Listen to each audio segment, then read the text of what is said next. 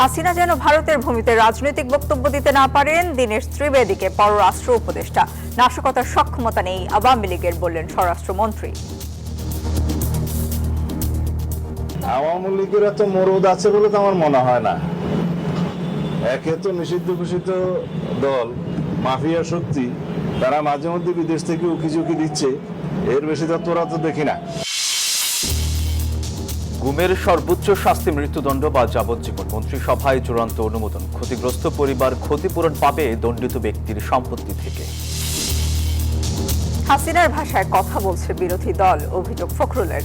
সংস্কার বাস্তবায়নে প্রতিশ্রুতিবদ্ধ সরকার, বললেন তথ্যমন্ত্রী। শেখ হাসিনা দেশে ফিরলে বিমানবন্দর থেকে নেওয়া হবে ফাঁসির মঞ্চে, হুঁশিয়ারি নাহিদের। দমন ও লুটপাটে ব্যস্ত সরকার, বললেন জামায়াতের সেক্রেটারি। পরিচ্ছন্ন দেশ গড়তে সবার সহযোগিতা চাইলেন প্রধানমন্ত্রী। গুরুত্বপূর্ণ সরকারি ভবনে সোলার প্যানেল স্থাপনের নির্দেশ। ওয়াশিংটন তেহরানের কূটনৈতিক আলোচনার সম্ভাবনা আজ শুরু করতে রাজি নয় ইরান। বিশ্ববাজারে তেলের দাম কমতেই বাড়ল স্বর্ণের দাম। স্বাগত নিউজ 24 সংবাদে। পুরো সংবাদে আপনাদের সাথে আছি আমরা দুজন, আমি সোহাগ বক্স এবং আমি সঞ্জিদা ইসলাম। দর্শক দেখছিলেন সুপার বোর্ড সংবাদ শিরোনাম। শেখ হাসিনা যেন ভারত থেকে কোনো রাজনৈতিক বক্তব্য দিতে না পারেন বা কোনো কর্মকাণ্ড চালাতে না পারেন, এই বিষয়ে ভারতের সহায়তা চেয়েছেন প্রধানমন্ত্রীর পররাষ্ট্র বিষয়ক উপদেষ্টা হুমায়ুন কবির। সোমবার বিকেলে তেজগাঁওয়ে প্রধানমন্ত্রীর কার্যালয়ে প্রধানমন্ত্রীর পররাষ্ট্র বিষয়ক উপদেষ্টা হুমায়ুন কবিরের সঙ্গে ঢাকায় নবনিযুক্ত ভারতের হাই কমিশনার দীনেশ ত্রিবেদীর সাক্ষাৎ হয়। সাক্ষাৎকালে বাংলাদেশ ও ভারতের মধ্যে বিদ্যমান দ্বিপাক্ষিক সম্পর্কের বিভিন্ন দিক এবং পারস্পরিক স্বার্থ সংশ্লিষ্ট বিষয় নিয়ে আলোচনা হয়। পারস্পরিক শ্রদ্ধা, আস্থা ও অভিন্ন স্বার্থের ভিত্তিতে দ্বিপাক্ষিক সম্পর্ককে আরও জোরদার এবং সামনের দিকে এগিয়ে নেওয়ার বিষয়ে তারা আশাবাদ ব্যক্ত করেন। 5 আগস্টকে কেন্দ্র করে দেশে নাশকতা করার মতো সক্ষমতা নিষিদ্ধ সংগঠন আওয়ামী লীগের নেই। তবে দেশের আইন শৃঙ্খলা পরিস্থিতি নিয়ন্ত্রণে রাখতে সর্বোচ্চ চেষ্টা রয়েছে সরকারের, জানিয়েছেন স্বরাষ্ট্রমন্ত্রী সালাউদ্দিন আহমেদ। সচিবালয়ে তিনি আরও বলেন, উগ্রবাদীদের তৎপরতা নিয়ন্ত্রণে পুলিশের বিশেষ বাহিনী কাজ করছে। বিভিন্ন জায়গায় বোমা পাওয়ার বিষয়টিও খতিয়ে দেখা হচ্ছে। ছাত্র জনতার গণ অভ্যুত্থানে 2 বছর আগে 24-এর 5 আগস্ট 17 বছরের ক্ষমতা ছেড়ে ভারতে আশ্রয় নেন শেখ হাসিনা। এরপর গত নভেম্বরে অন্তর্বর্তী সরকার আওয়ামী লীগের কার্যক্রম নিষিদ্ধ করে। অভ্যুত্থানের 2 বছর ঘিরে নিষিদ্ধ সংগঠনটি কোনো অপতৎপরতা চালাতে পারে এমন শঙ্কায় সতর্ক আইন শৃঙ্খলা বাহিনী। তবে স্বরাষ্ট্রমন্ত্রী জানালেন, বিদেশ থেকে উকিঝুঁকি দেয়া ছাড়া দেশে নাশকতা করার মতো সক্ষমতা নেই আওয়ামী লীগের। জানান 5 আগস্ট উপলক্ষে একদিন আগে মঙ্গলবারে বিএনপি আয়োজিত আলোচনা সভায় উপস্থিত থাকবেন প্রধানমন্ত্রী তারেক রহমান। এটা যুগপৎ আন্দোলনের শরিক এবং অন্যান্য রাজনৈতিক দলের সবার নিয়ে আমরা আগামীকালকে একটা সভা করব কৃষিবিদ ইনস্টিটিউশনে, মাননীয় প্রধানমন্ত্রী উপস্থিত থাকবেন।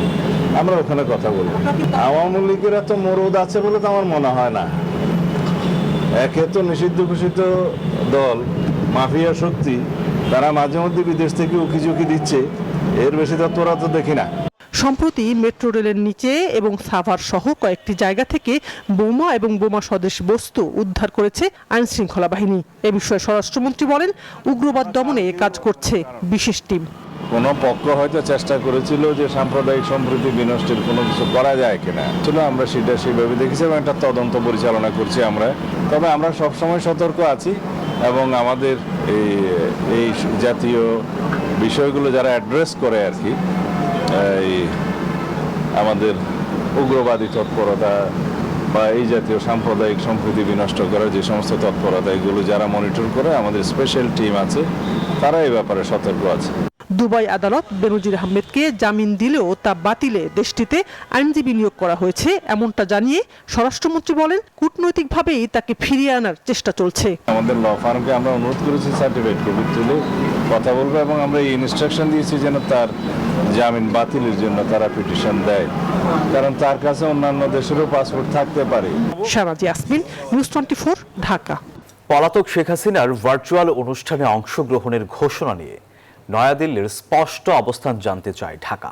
দুপুরে পররাষ্ট্র মন্ত্রণালয়ের এক ব্রিফিংয়ে পররাষ্ট্র প্রতিমন্ত্রী শামা ওবায়েদ জানান, ভারতের মাটিতে শেখ হাসিনার যে কোনো রাজনৈতিক কর্মকাণ্ড দুই দেশের দ্বিপক্ষীয় সম্পর্কে নেতিবাচক প্রভাব ফেলুক, তা চায় না ঢাকা। একই সাথে আন্তর্জাতিক নানা জোট ও সম্পর্কের বিষয়েও সরকারের অবস্থান স্পষ্ট করেন তিনি। জুলাই গণঅভ্যুত্থানে পতনের পর প্রথমবারের মতো ভার্চুয়াল সংবাদ সম্মেলনে যোগ দেওয়ার ঘোষণা দিয়েছেন ভারতে পলাতক সাবেক প্রধানমন্ত্রী শেখ হাসিনা। আগামী 5ই আগস্ট ভারতের মাটিতে এই ভার্চুয়াল সংবাদ সম্মেলন নিয়ে দেশটির স্পষ্ট অবস্থান জানতে চায় বাংলাদেশ। পররাষ্ট্র প্রতিমন্ত্রী শামা ওবায়েদ জানান, শেখ হাসিনার মতো দণ্ডপ্রাপ্ত রাজনৈতিক ব্যক্তির এ ধরনের তৎপরতা দুই দেশের দ্বিপক্ষীয় সম্পর্ক আরও জটিল করবে। ভারতে নিযুক্ত আমাদের এখানে হাই কমিশনের নতুন হাই কমিশন তিনি এসেছেন, ওনার সাথে আমাদের খুবই সৌহার্দ্যপূর্ণ মিটিং হয়েছে। ফরওয়ার্ড লুকিং একটা অ্যাটিটিউড নিয়ে আগাচ্ছি ভারতের সাথে, সেটা ক্ষতিগ্রস্ত হোক সেটা আমরাও চাই না, এবং আমার বিশ্বাস, আমার গভীর বিশ্বাস যে ভারতও চায় না। তো সুতরাং এটা ভারতকেই ক্লিয়ার করতে হবে যে ভারত সমর্থন দিচ্ছে কিন্তু। তার বক্তব্যে উঠে আসে মুসলিম বিশ্বের সাথে বাংলাদেশের বিদ্যমান সম্পর্কের বিষয়টিও। সৌদি নেতৃত্বাধীন জোটের ভবিষ্যৎ নিয়ে এখনো ধোঁয়াশার কথা জানান তিনি। বাংলাদেশের সরকারের মনে হয়েছে বাংলাদেশের মানুষের স্বার্থে যে এই জোটে নীতিগতভাবে আমরা সমর্থন জানিয়েছি। এটার পরিধি কি হবে, কি পরিমাণে আমরা সংযুক্ত থাকবো সেটার কোনো বিশ্লেষণ হয়নি। আমরা নীতিগতভাবে এই জোটের সাথে শরিক হয়েছি। এটা অন্য কোনো গোষ্ঠী বা অন্য কোনো কারো বিরুদ্ধে এটা নয়, এটা জাস্ট বাংলাদেশের স্বার্থে, বাংলাদেশের মানুষের স্বার্থে আমরা এটা এই নীতিগতভাবে আমরা এই পলিসিতে আমরা একমত। জাতীয় স্বার্থকে সর্বোচ্চ অগ্রাধিকার দিয়েই বর্তমান সরকার আন্তর্জাতিক সব কূটনৈতিক পদক্ষেপ গ্রহণ করবে বলেও জানান পররাষ্ট্র প্রতিমন্ত্রী। বাংলাদেশ সবার সাথে সম্পর্ক রাখবে। শিহাব জাহিদ, নিউজ 24, ঢাকা। বিরোধী দলের নেতারা শেখ হাসিনার ভাষায় কথা বলছেন বলে অভিযোগ করেছেন স্থানীয় সরকার মন্ত্রী ও বিএনপি মহাসচিব মির্জা ফখরুল ইসলাম আলমগীর। জুলাই সনদ নিয়ে জনগণকে বিভ্রান্ত করা হচ্ছে বলেও জানান তিনি। এছাড়াও দলটির সিনিয়র যুগ্ম মহাসচিব রুহুল কবির রিজভী বলেন, বিরোধী দলের এই ধরনের বক্তব্য মানুষের মধ্যে বিভাজন সৃষ্টি করে ফ্যাসিবাদের পুনরুত্থানের সুযোগ তৈরি করবে। 2024 সালের জুলাই আন্দোলনে নার্সদের ভূমিকা নিয়ে এই আলোচনা সভা বাংলাদেশ মেডিকেল কলেজ অডিটোরিয়ামে আয়োজিত। এই আলোচনা সভায় প্রধান অতিথি হিসেবে উপস্থিত হন বিএনপির সিনিয়র যুগ্ম মহাসচিব রুহুল কবির রিজভী। বিশেষ অতিথি হিসেবে ছিলেন প্রধানমন্ত্রীর রাজনৈতিক সহকারী রাশেদ খান সহ নার্সদের সংগঠনের নেতারা। তাই বলবো ডাক্তাররা তো আছে, ডাক্তারের অনুষ্ঠানে রুহুল কবির রিজভী বলেন, ব্যক্তিগত আক্রমণ ও অশালীন বক্তব্যের যে রাজনৈতিক সংস্কৃতি শেখ হাসিনা চালু করেছিল, বিরোধী দল এখন সে পথেই হাঁটছে। নির্যাতন, রিমান্ডে আমাদেরকে নানাভাবে উত্তপ্ত করা, আমাদেরকে জুলুম করা, তারপরও আমরা যখন মুক্তি পেয়ে বেরিয়েছি তার বিরুদ্ধে কঠোর আমরা সমালোচনা করেছি, কঠোর বক্তব্য রেখেছি, কিন্তু বাজে কথা কোনোদিন বলিনি। শেখ হাসিনার যে সংস্কৃতি তৈরি হয়েছে আপনারা সেটাকে অনুসরণ করছেন কেন? এদিকে জাতীয় প্রেস ক্লাবে জুলাই গণ অভ্যুত্থানের দ্বিতীয় বর্ষপূর্তির আলোচনা সভায় মির্জা ফখরুল বলেন, গণতান্ত্রিক পরিবেশ বজায় রাখতে বিরোধী দলের গঠনমূলক ভূমিকা প্রয়োজন, আর নির্বাচিত সংসদের মাধ্যমেই জুলাই সনদের প্রতিটি প্রতিশ্রুতি বাস্তবায়ন হবে বলে জানান তথ্যমন্ত্রী। জুলাই সনদের প্রত্যেকটি অক্ষরকে আমাদের সরকার বাস্তবায়ন করতে চায়। এই সকল কিছুই করতে হবে জনগণের নির্বাচিত পার্লামেন্টের মাধ্যমে। আপনারা আসুন আলোচনা করি, পার্লামেন্টে আলোচনা করে সিদ্ধান্ত নেই, কথা বলি কোন কোন জায়গায় আলোচনা আছে। তখন যদি একমত না হয় বেরিয়ে যাবেন, আলোচনা করেন। কিন্তু এখন যে ভাষায় সম্মানিত বিরোধী দলের নেতারা কথা বলছেন, বাইরে 5 বছর করতে দেব না, এটা ভাষায় কথা বলতেন আপনারা আমাদের হাসিনা। জুলাই গণ অভ্যুত্থানের চেতনা বাস্তবায়নে ঐক্য, গণতান্ত্রিক চর্চা এবং সংসদ কেন্দ্রিক রাজনীতির উপরই জোর দেন বক্তারা। নাইম আলচিকো, নিউজ 24, ঢাকা। গুমের সর্বোচ্চ শাস্তি মৃত্যুদণ্ড বা যাবজ্জীবনের চূড়ান্ত অনুমোদন দিয়েছে মন্ত্রিসভা। আইনে বলা হয়েছে, দণ্ডিত ব্যক্তির সম্পদ থেকে দেয়া হবে, গুমে ক্ষতিগ্রস্ত পরিবার পাবে ক্ষতিপূরণ। দণ্ডিতের সম্পদ না থাকলে ক্ষতিপূরণ দেবে সরকার। বিকেলে সচিবালয়ে মন্ত্রিপরিষদ বিভাগের সভাকক্ষে প্রধানমন্ত্রী তারেক রহমানের সভাপতিত্বে মন্ত্রিসভার 15তম বৈঠকে গুম প্রতিরোধ ও প্রতিকার আইন 2026-এর খসড়ার নীতিগত এবং চূড়ান্ত অনুমোদন দিয়েছে মন্ত্রিসভা। গুমের ফলে মৃত্যু হলে বা 5 বছর পার হওয়ার পরও সংশ্লিষ্ট ব্যক্তিকে জীবিত বা মৃত অবস্থায় উদ্ধার করা সম্ভব না হলে মৃত্যুদণ্ড বা যাবজ্জীবন কারাদণ্ড এবং সর্বোচ্চ 1 কোটি টাকা অর্থদণ্ড আরোপের বিধান এই আইনে যুক্ত করা হয়েছে।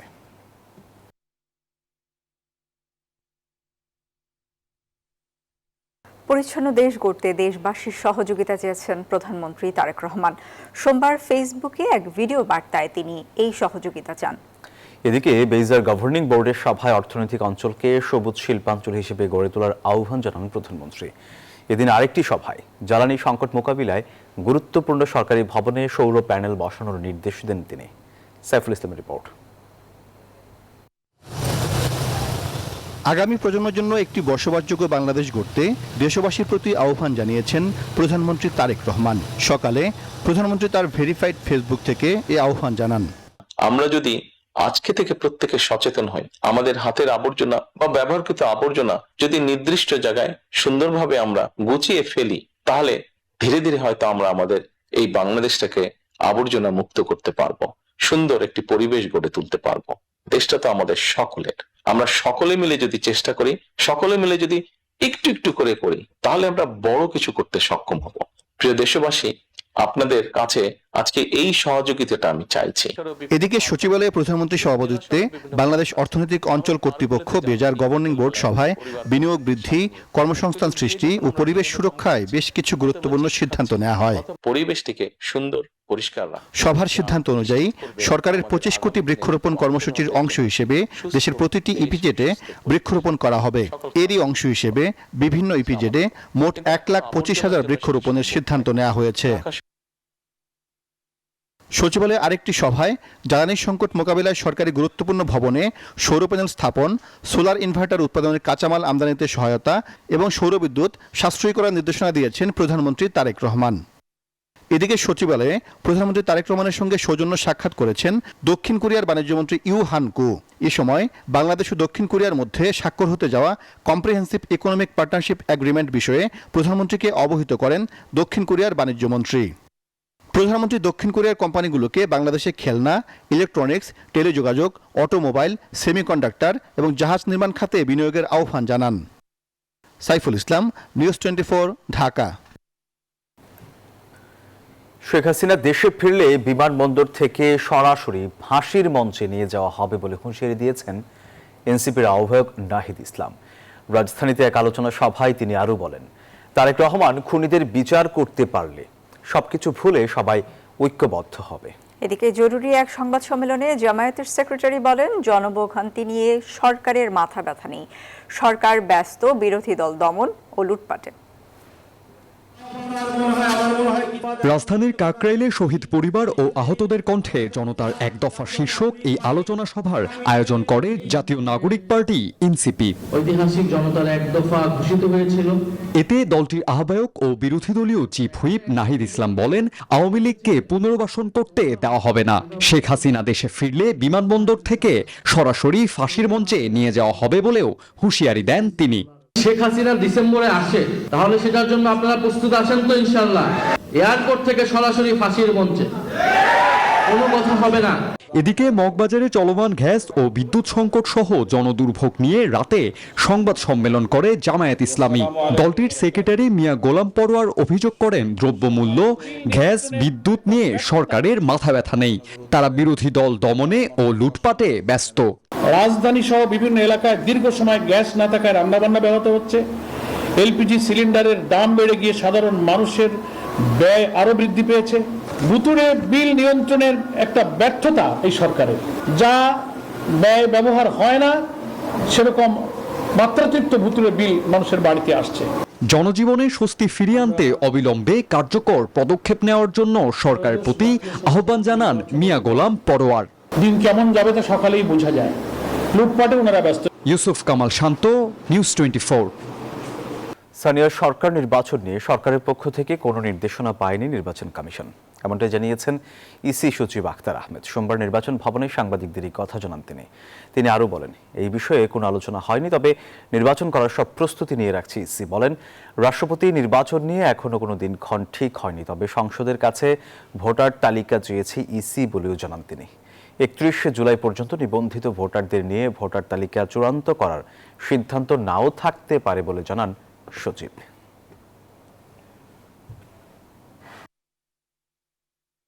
স্থানীয় সরকার নির্বাচনের সম্পর্কে সুস্পষ্টভাবে আমাদের কাছে কোনো নির্দেশনা নাই। তাহলে 31 জুলাইয়ের ভোটার তালিকার কাট অফ পয়েন্ট এটা পরিবর্তন হতে পারে বা নাও হতে পারে। তো এটা পরবর্তীতে কমিশনে যেভাবে আলোচনা করা হবে সেটা। ফ্যাসিস্ট শেখ হাসিনা সরকার পতনের এক দফা ঘোষণা হয়েছিল 24-এর 3 আগস্ট। রাজধানী সহ সারা দেশে যখন সরকারের পেটোয়া বাহিনী ও আওয়ামী অস্ত্রধারীরা নির্বিচারে ছাত্র জনতাকে হত্যা করছিল, তখন বৈষম্য বিরোধী ছাত্র আন্দোলনের ডাকে ভয়কে পরোয়া না করে বিভিন্ন সড়কে নেমে আসেন মানুষ। কেন্দ্রীয় শহীদ মিনারে লাখো মানুষের সমাবেশে ঘোষণা আসে সরকার পতনের এক দফা দাবির। ছাত্র জনতা ঘোষণা করে মার্চ টু ঢাকা কর্মসূচি। আর একই সময়ে রাজনৈতিক অঙ্গনেও বাড়তে থাকে অনিশ্চয়তা। নাইম আলজিকুর রিপোর্ট।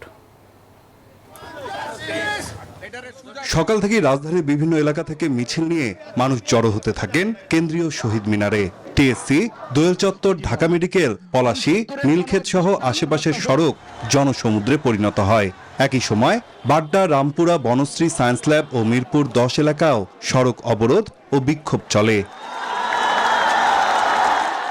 বিকেলে কেন্দ্রীয় শহীদ মিনারের সমাবেশ থেকে বৈষম্য বিরোধী ছাত্র আন্দোলনের সমন্বয়করা সরকার ও মন্ত্রিসভার পদত্যাগের এক দফা দাবি ঘোষণা করেন। একই সঙ্গে 4 আগস্ট থেকে সর্বাত্মক অসহযোগ কর্মসূচির ডাক দেয়া হয়। শেখ হাসিনার সংলাপের আহ্বানও সেদিন প্রত্যাখ্যান করা হয়। চট্টগ্রামে বৈষম্য বিরোধী ছাত্র আন্দোলনের এক দফা দাবির কর্মসূচিতে হাজারো ছাত্র জনতা নগরীর নিউ মার্কেট মোড়ে বিশাল সমাবেশ ও বিক্ষোভ মিছিল করেন। দিনভর পুলিশ ও আওয়ামী অস্ত্রধারীদের সাথে জুলাই যোদ্ধাদের দফায় দফায় সংঘর্ষ, ধাওয়া পাল্টা ধাওয়া হয়। বহদ্দারহাট এলাকায় 3 আন্দোলনকারী গুলিবিদ্ধ হন। রাজপথে আন্দোলন যখন নতুন মোড় নিচ্ছিল, তখন রাজনৈতিক অঙ্গনেও শুরু হয় নানা জল্পনা। ওই সময় ঢাকা দক্ষিণ সিটি কর্পোরেশনের তৎকালীন মেয়র শেখ ফজলে নূর তাপস সহ ক্ষমতাসীন দলের কয়েকজন প্রভাবশালী নেতার দেশ ছাড়ার ভিডিও ছড়িয়ে পড়ে সামাজিক মাধ্যমে। 3 আগস্টের এক দফা ঘোষণা, রাজধানী জুড়ে জনসমাগম এবং রাজনৈতিক অনিশ্চয়তা সব মিলিয়ে এই দিনই তৈরি হয় 5 আগস্টের ঐতিহাসিক পরিবর্তনের ভিত্তি। মুক্তি নিশ্চিত করতে হবে। নাইম আলচিকো, নিউজ 24, ঢাকা। শীর্ষ সন্ত্রাসী জিসান গ্রুপের 2 সদস্যকে গ্রেফতার করেছে র্যাপিড অ্যাকশন ব্যাটালিয়ন। এ সময় তাদের কাছ থেকে 3টি বিদেশি পিস্তল, 38 রাউন্ড গুলি, 5টি ম্যাগাজিন, একটি চাইনিজ কোরাল, সুইচ গিয়ার চাকু এবং ওয়াকি-টকি সেট উদ্ধার করা হয়। বিকেলে রাজধানীর খিলগাঁওয়ে র্যাব 3 কার্যালয়ে এক সংবাদ সম্মেলনে এসব কথা জানান র্যাব 3-এর উপ অধিনায়ক স্কোয়াড্রন লিডার মোহাম্মদ সাইদুর রহমান। তিনি জানান, বিদেশে পালিয়ে থাকা শীর্ষ সন্ত্রাসী জিসানের সক্রিয় সদস্য হয়ে রাজধানীর মালিবাগ ও রামপুরা এলাকায় চাঁদাবাজি এবং সন্ত্রাসী কার্যক্রম পরিচালনা করে আসছিল গ্রেফতারকৃতরা। তিনি আরও জানান, রাজধানীর মালিবাগ এলাকা থেকে একজন মাদক ব্যবসায়ীকে গ্রেফতার করা হয়। তার দেয়া তথ্যের ভিত্তিতে জিসানের 2 সহযোগীকে আটক করে র্যাব। জিসান গ্রুপের অন্যতম 2 সহযোগী অস্ত্রধারী সন্ত্রাসী সাজ্জাদ হোসেন সোহাগ ও মেহেদি হাসান তাদের কাছ থেকে তাদের শয়নকক্ষ থেকে বালিশের নিচে লুকায়িত হ্যান্ডব্যাগের মধ্য থেকে 3টি বিদেশি পিস্তল, যার গায়ে মেড ইন ইউএসএ লেখা আছে, 38 রাউন্ড গুলি উদ্ধার করা হয়। জানা যায় তারা দীর্ঘদিন যাবৎ জিসান গ্রুপের সাথে যুক্ত হয়ে রাজধানীর খিলগাঁও, মালিবাগ ও গোরান এলাকায় জনমনে ভয়ভীতি প্রদর্শন করে আসছে। রাজধানীর জলশিরি আবাসন প্রকল্প এলাকায় যাত্রা শুরু করল আর্মি ইন্টারন্যাশনাল ইসলামিক ইনস্টিটিউট। সকালে আন্তর্জাতিক মানের এই শিক্ষা প্রতিষ্ঠানের শুভ উদ্বোধন করেন সেনাবাহিনী প্রধান জেনারেল ওয়াকারুজ্জামান। একই সাথে ভিডিও কনফারেন্সের মাধ্যমে বরিশাল, সাভার, বগুড়া, সিলেট, চট্টগ্রাম, কুমিল্লা এবং যশোরে ইনস্টিটিউটের নতুন শাখার ভিত্তিপ্রস্তর উন্মোচন করেন সেনাপ্রধান। এ সময় তিনি বলেন, বর্তমানে 63টি ইনস্টিটিউট ও 12টি বিশ্ববিদ্যালয় পরিচালনা করছে বাংলাদেশ সেনাবাহিনী। এসব প্রতিষ্ঠানের সাথেই যুক্ত হবে আর্মি ইন্টারন্যাশনাল ইসলামিক ইনস্টিটিউট। আমাদের প্রায় 63টা ইনস্টিটিউশন আমরা চালাই, 12টা ইউনিভার্সিটি চালাই সারা বাংলাদেশে, এবং এই এখন ইসলামিক এই ইনস্টিটিউশনগুলো অ্যাড হবে এটার সাথে। এবং আমি আমাদের যেই স্কুল কলেজগুলো আছে সেটার ক্যাপাসিটি আমি ডাবল করতে বলেছি, এবং এটা 2030-এর মধ্যে এই ক্যাপাসিটি ডাবল হয়ে যাবে।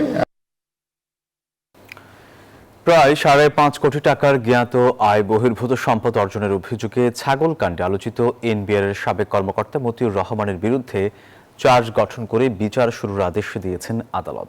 সোমবার ঢাকার বিভাগীয় স্পেশাল জজ আদালত এই আদেশ দেন। একই সঙ্গে এই মামলায় সাক্ষ্য গ্রহণের জন্য আগামী 14 সেপ্টেম্বর তারিখ ধার্য করেন আদালত। এর মধ্য দিয়ে এই মামলার বিচার শুরু হয়েছে। এর আগে মতিউর রহমানের বিরুদ্ধে 2024 সালের 15ই ডিসেম্বর এই মামলাটি করে দুর্নীতি দমন কমিশন।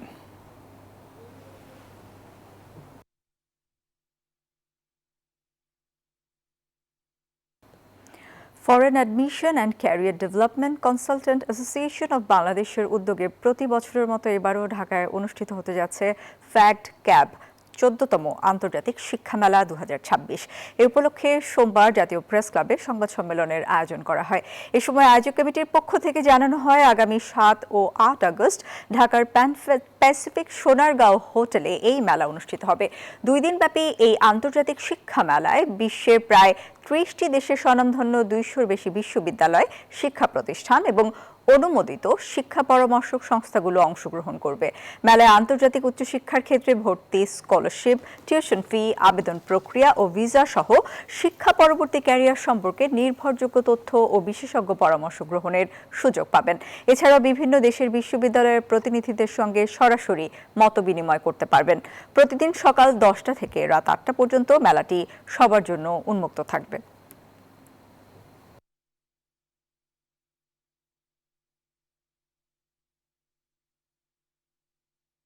এবারে অর্থ বাণিজ্য সংবাদ। 2025-26 অর্থ বছরে ব্যাংকিং খাত থেকে লক্ষ্যমাত্রার চেয়ে 30% বেশি ঋণ নিয়েছে সরকার। বাংলাদেশ ব্যাংক বলছে, নির্বাচনী ইশতেহার বাস্তবায়নের কারণে অর্থ বছরের শেষ প্রান্তিকে ঋণ নেয়ার প্রবণতা বেড়েছে। এতে সংকুচিত হয়েছে বেসরকারি খাতে ঋণ প্রবাহ। অর্থনীতিবিদরা বলছেন, বেসরকারি বিনিয়োগে গতি ফেরাতে চলতি অর্থ বছরে ঋণ নেয়ার ক্ষেত্রে সতর্ক থাকতে হবে সরকারকে। রাজস্ব আদায়ে বড় ঘাটতির ফলে উন্নয়ন ও পরিচালনা ব্যয় মেটাতে গত অর্থ বছরে সরকারের বড় ভরসা হয়ে উঠেছিল বাণিজ্যিক ব্যাংকগুলো।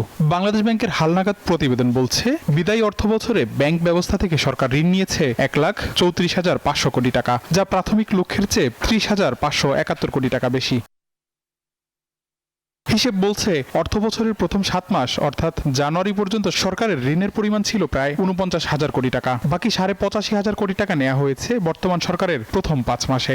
নতুন সরকার তাদের নির্বাচনী ম্যানিফেস্টো বাস্তবায়নের জন্য অনেক প্রকল্প নিতে হচ্ছে। স্বাভাবিকভাবেই তাদের জন্য অধিক আগে যে ধারণা ছিল তার চেয়ে অধিক অর্থের প্রয়োজন হচ্ছে। এই কারণে ব্যাংক সেক্টর থেকে দিচ্ছে। সরকারের এমন ঋণ নেওয়ার প্রবণতায় সংকুচিত হয়েছে বেসরকারি খাতের ঋণের প্রবাহ। গত অর্থ বছরে বেসরকারি খাতের ঋণ প্রবৃদ্ধি নেমেছে 4.98%। চলতি মুদ্রানীতিতেও এ খাতে ঋণ প্রবৃদ্ধির লক্ষ্যমাত্রা ধরা হয়েছে মাত্র 6.8%। বিপরীতে সরকারি খাতে এই লক্ষ্য 21.8%। এতে উদ্বেগ বাড়ছে ব্যবসায়ী মহলে। সুদের হার যখন এত বেশি থাকবে, ব্যাংক গভর্নমেন্ট বড় করবে, তখন কিন্তু আসলে আর বিনিয়োগের আর হবে না বললেই চলে। আমাদের বিনিয়োগ লাগবে, আমাদের কম ফান্ডে বিনিয়োগ লাগবে। চলতি ঋণের কিন্তু ওয়ার্কিং ক্যাপিটালের শর্টেজ তৈরি হয়েছে, যে যথেষ্ট ওয়ার্কিং ক্যাপিটাল পাওয়া যাচ্ছে না। যদি সরবরাহ ব্যবস্থা ঠিক রাখতে হয়, তাহলে যে ওয়ার্কিং ক্যাপিটালটা প্রয়োজন সেটা ব্যাংকিং সিস্টেম থেকে পাওয়া যাচ্ছে না। ফলে আপনার বাজারে একটা সরবরাহ সংকট একদিক দিয়ে তৈরি হচ্ছে, উল্টো দিকে যেটা হচ্ছে একটা দাম বেড়ে যাওয়ার একটা প্রবণতা তৈরি হচ্ছে। অর্থনীতিবিদরা বলছেন, বেসরকারি বিনিয়োগে গতি ফেরাতে চলতি অর্থ বছরে ঋণ নেওয়ার ক্ষেত্রে সতর্ক থাকতে হবে সরকারকে। আগামী দিনগুলোতে যদি এই সরকারকে বেশি ব্যাংকের উপরে নির্ভরশীলতা না কমাতে পারে, তাহলে যেটা হবে যে বেসরকারি একটা বিরূপ প্রভাব পড়বে, এর ফলে অর্থনীতি প্রবৃত্তিটা ক্ষতিগ্রস্ত হবে, বাধাগ্রস্ত হবে। ঘাটতি মেটাতে ব্যাংক নির্ভরতা কমিয়ে অভ্যন্তরীণ আয় বৃদ্ধি ও বিকল্প অর্থের উৎস খোঁজার পরামর্শ দিয়েছে এই অর্থনীতিবিদ। অন্য উৎস থেকে বিশেষ করে রাজস্ব আদায়টা বাড়িয়ে যাতে ব্যাংক খাতে। আবি আব্দুল্লাহ, নিউজ 24, ঢাকা। এবার আন্তর্জাতিক প্রসঙ্গ। ইরানের সঙ্গে আজ নতুন আলোচনা শুরুর ট্রাম্পের দাবি নাকচ করেছে তেহরান। তবে হরমুজ প্রণালী নিয়ে ওমানের সঙ্গে আলোচনা চলছে বলে জানিয়েছে ইরানের পররাষ্ট্র মন্ত্রণালয়। আলোচনার কেন্দ্রে রয়েছে জাহাজ চলাচলের জন্য পৃথক প্রবেশ প্রস্থান লেনের পরিকল্পনা। বিশ্লেষকদের মতে, হরমুজ ইস্যুতে সমঝোতার সম্ভাবনা থাকলেও পূর্ণাঙ্গ শান্তি চুক্তির সম্ভাবনা এখনো ক্ষীণ। কূটনৈতিক মঞ্চে একদিকে আশার বার্তা, অন্যদিকে অস্বীকৃতির দেয়াল। ট্রাম্প বলছেন ইরানের সঙ্গে নতুন আলোচনা শুরু হচ্ছে, কিন্তু সেই দাবিতে সোজা সাপটা না বলেছে তেহরান। ইরানের পররাষ্ট্র মন্ত্রণালয়ের দাবি যুক্তরাষ্ট্রের সঙ্গে এখনো কোনো আলোচনা চলছে না। তবে হরমুজ প্রণালী দিয়ে ওমানের সঙ্গে আলোচনা চলছে বলে নিশ্চিত করেছে তেহরান। আলোচনা কেন্দ্রে রয়েছে জাহাজ চলাচল নির্বিঘ্ন রাখতে পৃথক প্রবেশ ও প্রস্থান লেনের পরিকল্পনা। এই প্রক্রিয়ায় কোনো বিদেশি হস্তক্ষেপ নয়, দ্বিপক্ষীয় আলোচনাকেই গুরুত্ব দিচ্ছে ইরান।